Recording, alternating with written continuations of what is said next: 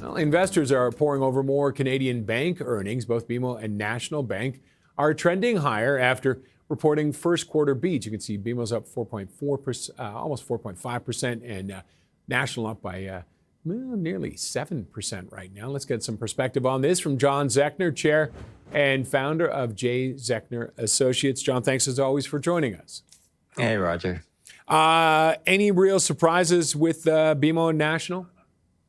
Well, they beat as expected, and we sort of thought, I mean, there's pretty good tailwinds. The economy was stronger than expected in the back half of last year. The rate structure is positive for banks. Capital markets were strong, as you mentioned. TSX had a record, and a lot of that has been in the mining sector and others where there's corporate finance. Their own trading was strong, so that was all good. And so we really expected they'd be ahead of expectations. But I think what both National and BMO did was even a little bit better than that. Their ROE targets went a little bit higher in the process, and the loan loss provisions dropped. I mean, you're down to 30 basis points on National, about 40 basis points on Bank of Montreal. And what you saw yesterday, Scotia, even though they beat, their provision for credit losses, the PCLs, went up to about 61 basis points. So they went in the other direction, which is probably one of the reasons why the stock traded down at the end of the day. So, they've got some pretty good tailwinds here, Roger. The issue going forward is where is the growth going to come from? Because clearly you haven't got much revenue growth, not much top line growth. So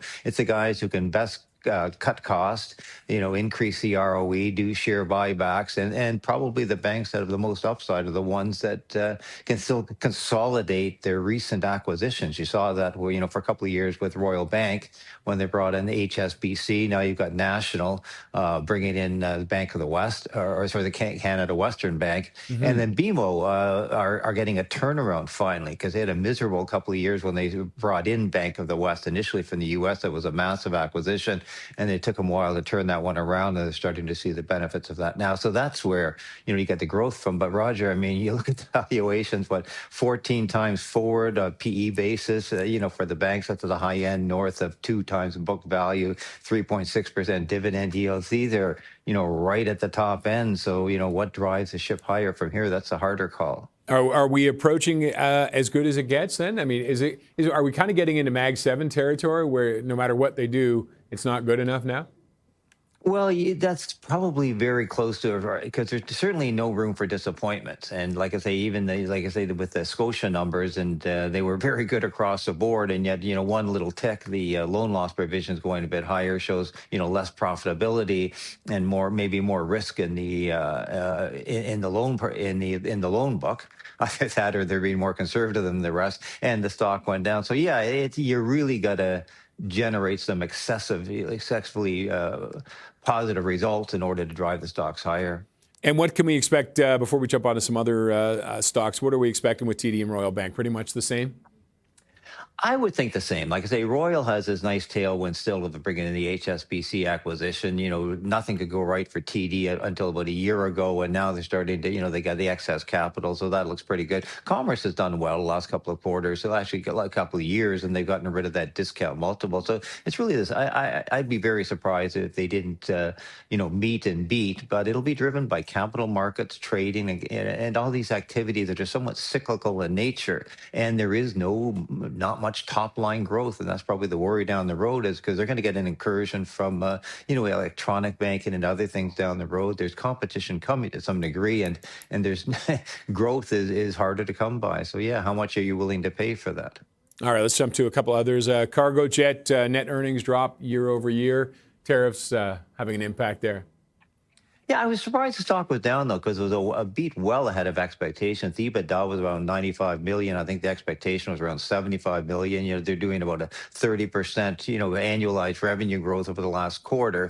And, they obviously, you're still getting a lot of air freight transport, and that's a great growth area. They got the DHL contracts, a lot to China. And the stock got hit last year on worries that the tariffs and other thing were going to, mitigate and then slow down the trade pretty dramatically. But they've gone through that, and they was worried they had added capacity at the wrong time, but their margins improved. So it's a pretty good story at a decent valuation. So we like it. It's bounced well off the lows you saw last year, but like I said, I'm a little surprised on a good number that the knee-jerk reaction was to sell it. All right. And south of the border, Lowe's like Home Depot, good numbers, but it's looking ahead that has people concerned. Yeah, it's the big driver for both of those is the housing market. The do-it-yourself market, the renovations, and housing has been slower in the U.S. You don't have a lot of new builds, you don't have new housing starts. So, the DIY, the do-it-yourself guys are, they're still in there spending, but not at a great rate. So they beat, but the expectations for the coming year for Lowe's are, sort of at the lower end of what the analysts were looking for. The range is certainly encompasses the lower band. And Home Depot was, similarly sort of a little despondent or, dour about the outlook for the next year. It's just that housing market is soft. And unless you see more significant rate cuts in the U.S., the mortgages are rolling over at higher rates still. And, that's slowing the housing build. And you've seen that in the home builders. So that is that's a big driver for both of those names, which is why, certainly why Lowe's is down today. All right. NVIDIA coming out with their earnings after the bell. Is the market reacting already? Is that why we're seeing the jump today? Well, yeah, I think there's no way in the world they're not going to beat and raise. I mean, the annualized spending on AI infrastructure has gone up dramatically since they last reported. And you saw it when, with Amazon spending $200 billion, and Alphabet at 175 billion. They've all increased it. I think the total now is for 650 billion in expenditures, over this year, and that's against 400 billion last year, which was already a massive number. So, and most of that goes to NVIDIA. So, they will beat and they will raise, and this stock has had just a phenomenal rise and phenomenal results for a number of years now. I guess why the stock has sort of stalled a little bit, in the past 6 months or so is the investors saying sort of what's next. This can't continue necessarily at this rate, and that's why the multiple in the stock has come down. And they're getting a little bit more competition. Obviously, AMD sort of breaking new ground in there with Meta yesterday, and Broadcom is sort of gaining ground. And then even some of the hyperscalers like Alphabet is talking about their own GPU chip architecture structures, so they don't have to go completely to NVIDIA. Problem, Roger, is when you've got a 90% market share and 75% plus gross margins in semiconductors, there's only one way to go, and that's down, and that's a little bit reflective. So I don't, we can't continue spending at this rate on capex.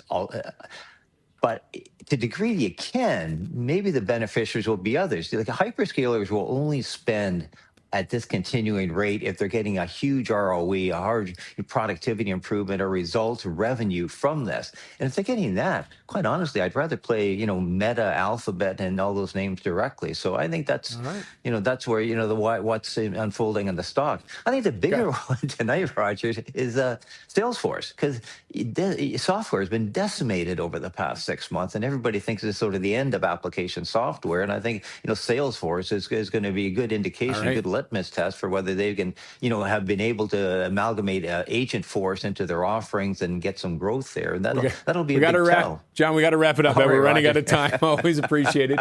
Thank you as always for joining us. Cheers, John. Okay. John Zechner, Chair and Founder of J. Zechner Associates.